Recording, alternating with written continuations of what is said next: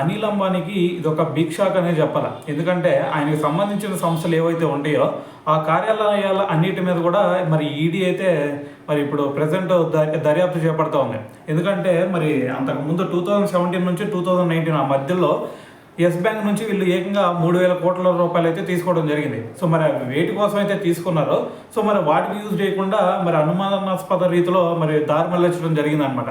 So మరి దీని గురించే మరి ఇప్పుడు ప్రజెంట్ చూసుకుంటే దాదాపు ఒక 35 కార్యాలయాల్లో మరి తనిఖీలు చేపట్టారు. సో దాని తర్వాత ఇప్పటికే ఒక 25 మందినేమో మరి విచారించడం కూడా జరిగింది. అయితే మరి దీంట్లో భాగంగానే మనకి అంతకు ముందు కూడా అనిల్ అంబానీని కూడా మరి విచారించడం జరిగింది. అయితే మరి ఇదంతా చూసిన తర్వాత ఈడీ చెప్తుంది ఏంటంటే మరి వీళ్ళు ఉద్దేశపూర్వకంగానే ఈ డబ్బును ప్రజాధనాన్ని దుర్వినియోగం చేశారని చెప్పేసి సో మరి దీని గురించి అయితే చెప్పడం జరిగింది అనమాట. సో ఏదైనా సరే మరి ఇప్పుడు అన్ని కార్యాలయాల్లో తనిఖీలు చేపట్టారు, కానీ మరి అనిల్ అంబానీ ఏదైతే సొంత ఇల్లు ఉండిద్దో సో అక్కడికి వెళ్ళి అయితే ఏ తనిఖీలు అయితే చేయలేదన్నమాట.